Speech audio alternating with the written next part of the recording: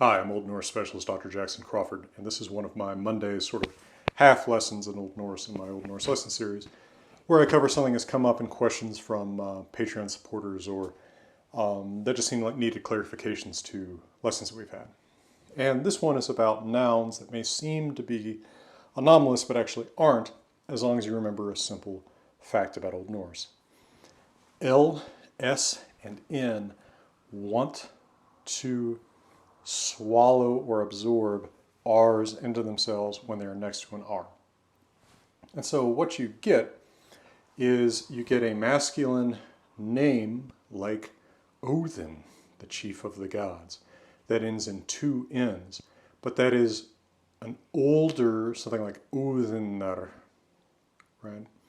But what's happened is that the N has absorbed the R next to it and turned it into another N. And so his name goes Odin, nominative, accusative Odin with one N, because instead of dropping the R that would be in the masculine nominative singular, you're dropping that second N. Genitive Odins and dative Odni. Now, the reason it's not Odini is just like Old Norse has a tendency to drop the second consonant in a row of three consonants in a word. It has a tendency to drop the second syllable in a row of three syllables in a word. If Old Norse can drop the second syllable in a three-syllable word and still have something that's pronounceable, it will drop it. So Odin, Odin, Odins, Odni. And there's not a plural for Odin. But a word that you could conceivably have a plural for that works in the same way is himmin, heaven, or sky. I mean, it's the same, it's cognative with English heaven, but it's sky. It doesn't have the religious connotation of English heaven. So that goes himmin, himmin, himins, himni, second syllable rule, himnar, himna, himna, himnum. Right, and so any masculine noun that is two syllables, that has a root that ends in N, that masculine nominative singular ending R is going to assimilate to the N, so you get a second N, but that second N basically works like the R that otherwise marks the nominative singular. You just drop it when you add the case endings for the other cases. Now the same thing happens with an S, so if we look at a word like ice, that's got a second S, which is originally one of these R's, so this would have been like isar at one point, but the R has assimilated to the S. So in the same way as Odin or Himmin, we just drop that second S when we add our normal masculine case ending. So we get is, again, isi, isar, isa, isa, isum. All right? This isn't that hard, is it? And then the same thing happens with L. So if we look at a word like kettle, which obviously is related to English kettle, but is in fact one of the most common elements in Norse men's names, because kettle is it's a poetic circumlocution. It's not quite a kinning because it's not complicated enough, but it's a poetic circumlocution for helmet, right? The kettle on your head. And so you see men who are named Thorketil, or more frequently it's shortened form Thorkel, Steinkell, Steinketil, Ravenketil, so that's like Thor helmet, stone helmet, raven helmet, etc. So that goes ketil, so again we just drop the second L. Ketils, Katli, sorry about that, this one's a little bit irregular.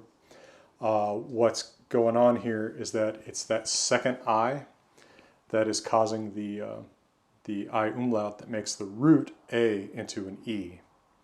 When that second I drops in the dative, that's the conditioning factor for the I umlaut, so it goes back to Katli, even though it's got an I in the third syllable that wasn't an I in earlier Norse when I umlaut actually took effect.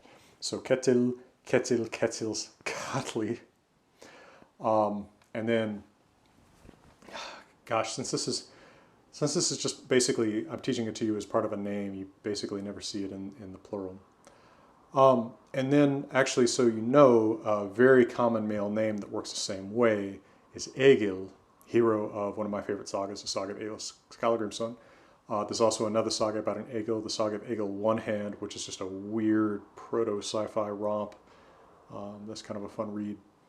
Anyway, the name Egil, which ultimately would mean something like frightener, it's from the same root as Ugur, the name of Odin that means frightener. This would go Egil, Egil, Egils, Agli. Same reversal of I umlaut in the dative as with Ketil, Katli.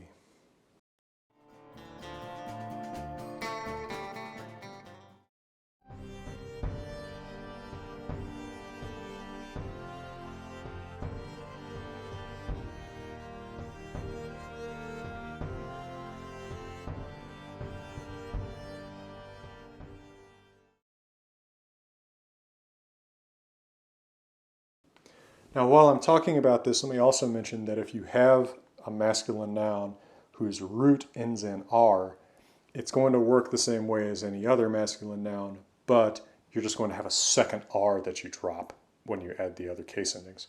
So hamar, hammer, that goes hamar, 2 R's, to accusative, hamar, 1 R, and then hamars, hamri, hamrar, hamra, hamra, homrum, right? Same thing with the name of the god Thor. This goes Thor, Thor with 1 R, Thors, Thori, although sometimes his name drops the dative ending and you actually get dative Thor. Strange little thing about that particular name. And then of course there'd be no plural for, there's not multiple Thors, so that could be a plural form for it. A similar factor is going on with the male name, god name, Baldur. Now, what we've got here is a coalescence of this. There's an R in the root thing with that rule about 3 consonants, dropping the middle one, especially if 2 of them are the same. Originally, the nominative of this would have been something like Baldur with 2 R's, but Old Norse hates 3 consonants in a row, so it's going to drop one of those R's. You're going to get nominative just Baldur, right? Accusative Baldur. Genitive Baldurs, dative Baldri. So the R is actually part of the root here, and that's why in English translations you so often see his name actually given with the R at the end, whereas R's are knocked off of other names, like Sigurður becoming Sigurd or Sigurd, because the R is actually part of the root of the name, and it's not just the ending. And it wouldn't matter, by the way, whether this R is the one from the root or the one from the ending. It would have sounded the same to speakers. So they consider the R, the root R, and it just doesn't have the extra masculine nominative singular R that you'd expect because of the 3 consonant to 2 consonant rule, or tendency. All right, so again, these are pretty common.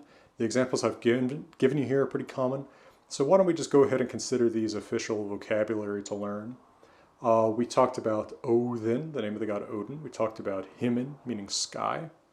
We talked about Is, ice. We talked about Ketil. Learned that again basically is just a very common element in men's names. We talked about Thor and Hamar, which of course is associated with Thor. We talked about the name of the god Baldur. And it'll be good to have all these forms out there and have you aware of what you're looking for there.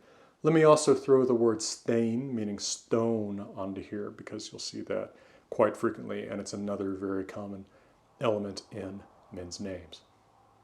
All right, well, I hope that's cleared up this issue for you. Hope it's given you some more good vocabulary to learn, getting you ready for more readings. I'll even give you a little reading at the end of this to help you keep your practice up. And for now, from beautiful Colorado at Crawford headquarters, the Utah Raptor Room, I'm wishing you all the best.